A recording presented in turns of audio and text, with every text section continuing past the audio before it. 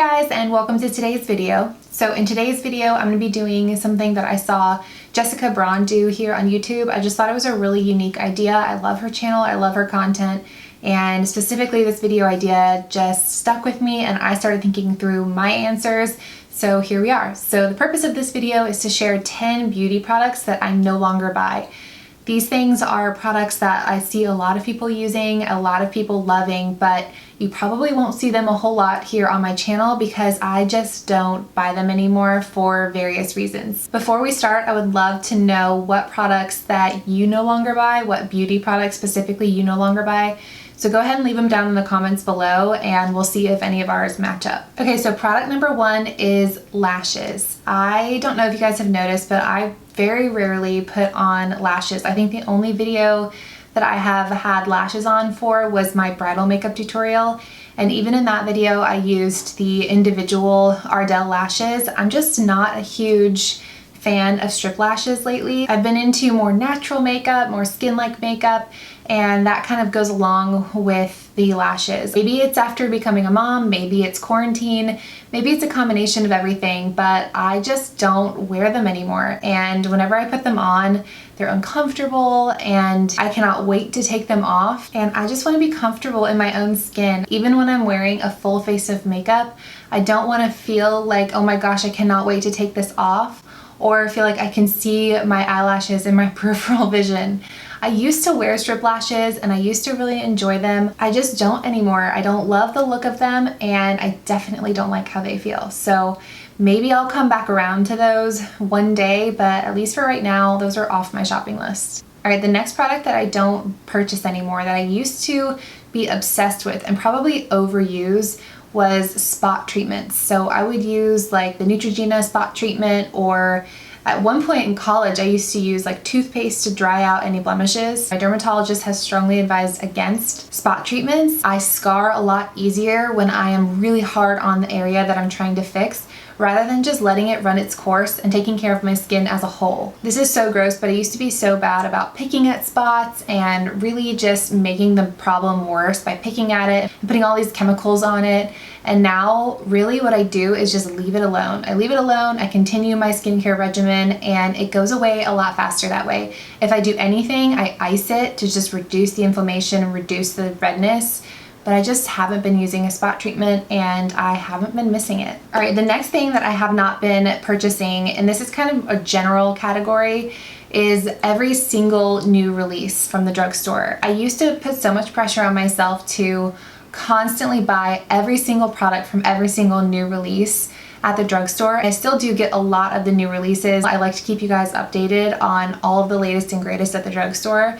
But rather than buying every single thing from a collection, like buying all the different shades of the eyeshadow palettes that they released and all the different blushes, I've really been trying to purchase things that I feel like I'll actually use and products that I'm actually excited about, not just absolutely everything for the sake of having absolutely everything. So I'm trying to be better about that, and I feel like I'm building up a better makeup collection, a makeup collection of products that I will actually use, rather than just buying makeup for the sake of buying makeup. And I think that comes with the fact that in the last 5 years or so, there's been this huge uptick in new releases at the drugstore. I remember a time when a new release, a new line from a brand like L'Oreal or one of the big brands was like this huge deal because it never happened. Maybe there was like a summer release, maybe there was a winter release, but it wasn't like 50 times a year like it is now. It was very rare. So with the amount, the sheer volume of new releases that are happening these days, it's hard to keep up, and there's no way that every single new release is going to be just as exciting as the last or that much more innovative, because I feel like we've invented everything by now in makeup. So I'm trying to stay on top of the new releases while still making sure that what I'm purchasing, I'm actually really excited about. All right, the next thing that I have not been purchasing and have had no desire to purchase are loose pigments and glitter. I feel like I almost looped this in the same category as the strip lashes. I just don't have that exciting of a life where I have somewhere to wear a full glitter lid and a strip lash. Now don't get me wrong, I'm a huge proponent of everyone using makeup to make themselves feel beautiful and to express themselves. So if you love glitter and strip lashes, this is in no way putting those things down, but to make myself feel the best that I can feel, I don't find that glitter does that for me. I feel like makeup can be kind of an expression of who you are. It's sometimes the first thing that someone will see about you and a first impression. And for me, I feel like if I was wearing like a full glitter eyeshadow and then someone got to know me, they'd be like, whoa, this doesn't match at all. I'm kind of a mellow person, I'm a homebody. I just haven't been gravitating toward glittery, loose pigment type of products. I've been really into makeup that just embellishes your natural features and doesn't look super makeup-y, if that makes sense. Again, I have nothing wrong with people that do full glam, insane, awesome makeup looks, and if that's what makes them feel beautiful, I say go for it. But for me, that doesn't make me feel beautiful. It just kind of makes me feel like I'm wearing a costume, which is fun to do sometimes, but for my personal taste, I haven't been into it. Next up might surprise some of you guys, and it is eye cream. I mentioned this in, it might have been a Q&A on Instagram, where somebody asked me what eye cream I've been using, and I've honestly not been using an eye cream. I saw a Susan Yara video where she explained why you don't need an eye cream. I can link that video down below if you're interested, but somebody commented and said it's interesting because she just launched her own skincare line with an eye cream. So I don't really know where she stands on it at this point, or if I have the most up-to-date information from her. But from the original video that I watched and the research that I've done on my own, I just don't feel like an eye cream is necessary for my skin right now. I think if I had a specific concern like dryness underneath my eyes, I might address it with its own moisturizer. But I use a very basic moisturizer. It's the Neutrogena Hydro Boost, and I just dab some around my eye area. A lot of the times, if you look at the ingredients in your eye cream and the ingredients in a moisturizer, like a very basic moisturizer, it's almost the exact same thing sold in a much smaller container for much more money. Obviously, to each your own. If you have a concern that you want to address with your eye cream, if you love your eye cream, I'm certainly not saying go throw away your eye creams. But I would say if you don't have any specific concerns with your under eye area and you just want to kind of keep it hydrated, then look into a moisturizer that you could potentially use for your eye area too, because it's a very small area and you could probably save a lot of money. The next one is, and there's a lot of skincare on here because for the longest time I had the most complicated skincare routine. I was trying all these different creams and serums and you name it, and nothing was helping my skin. I have a whole video on my how I cleared my acne from years ago. I had horrible cystic acne, and what I really found is that less is more, and keeping it very simple but effective was the best thing for my skin. So that's my little TED talk there. But moving on, physical exfoliator. That is something that I just don't purchase anymore. If I exfoliate, or when I exfoliate my skin, I use an acid exfoliant. So obviously exfoliating is important to make sure you get off any dead skin cells that are sitting on top of your skin and consistently refreshing your skin. And there's two options when it comes to exfoliating. You've got the physical exfoliants, which is what I'm talking about. Those are the ones that have little microbeads within them that physically exfoliate your skin. And then there's acid exfoliants, things like glycolic acid or lactic acid, which essentially do the same thing. They remove all the dead skin on your face, but with an acid rather than physically rubbing it off.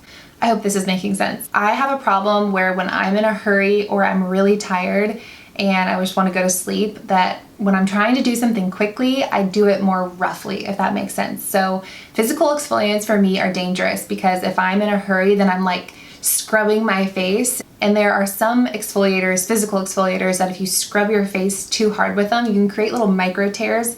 There's actually been studies where you can look under a microscope at someone's skin that has exfoliated physically way too hard, and you can actually see the micro tears. And I know myself, and I know I cannot be trusted in keeping a really light hand with a physical exfoliator. With an acid exfoliant, I know I apply a thin layer and that's it. There's very little room for user error there. It's the same thing with me with brushing my teeth. If I'm in a hurry, I'm like in there brushing hard. And I really need to invest in an electric toothbrush for the same reason. It'll prevent me from going too hard when I'm just trying to get in bed. But I don't think that counts in beauty purchases. Next up is a brush cleanser. Now I want to clarify between like a daily cleaner and a cleanser. There are daily brush cleaners that essentially just take off the makeup from the brush, but they're not actually cleaning the brush. Those are good for daily maintenance where you just get the makeup off the brush that you just put on it. but I'm talking about actually deep cleaning the brushes. Rather than buying a specific brush cleanser, I've just been using my body wash. I use the Dove Sensitive Body Wash on my brushes, and I've had no problems with any sort of wear and tear on my brushes. It does a really good job of getting all of the makeup off while still maintaining the quality of the bristles. And I just don't feel the need to buy a specific cleanser for my brushes when I've got so many different products that are cleansers that could do the same job. It's just another product where I feel like a lot of it can be marketing. You don't necessarily need a specific cleanser for your brushes. All right, next up is a makeup product, and this is very specific, but I've seen a lot of these launched, so I wanted to mention it, and they are tinted lip oils. Like CoverGirl made one, I believe, as a part of the Clean Fresh line. I think I mentioned it in my review of that in my What's New at the Drugstore video where I had that one in there, but I just don't personally have a place for lip oils, for tinted lip oils in my collection. A lip oil that I apply at night before I go to bed to treat my lips, yes.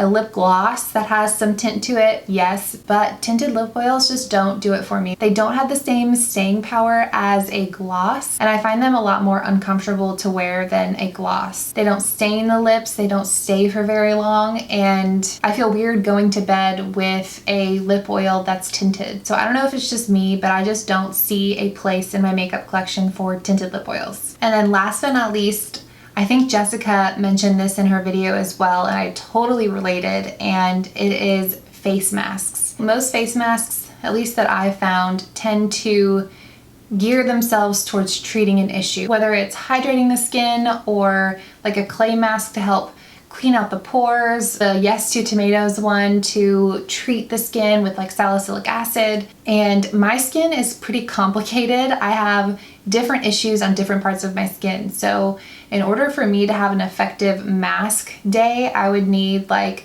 a pore refining one right here. I would need a hydrating one like right here and around here. I would need a clay one right here on my cheeks. I just don't have one issue that I am trying to solve with one mask, and there's not a mask on the market that I feel like, oh, that will solve all of my problems. And with the simplicity of my skincare routine, I've had a lot of luck. So the last thing I want to do is introduce new variables into that equation with skincare items that maybe I've never tried before and slather it all over my face and just kind of hope for the best. So for someone with sensitive skin, number one, I just have a lot of skin concerns that aren't met with a one-size-fits-all type of deal, and I just don't want to take the risk on trying a new skincare product and having it be the one thing that ends up breaking me out, and I have to get my skin back under control. It's just not worth it to me. So I think that's 10 things, hopefully. So I really hope you guys enjoyed this video. I would love to know what products that you guys have stopped buying down in the comments below. I think this is a really interesting tag, especially during this kind of economic time where a lot of people are trying to save money. Maybe these are some items that you can take off your shopping list. So again, let me know what yours are in the comments below. I really hope you guys enjoyed this video. Give it a thumbs up if you did. Don't forget to subscribe, and I will see you guys in my next one. Bye.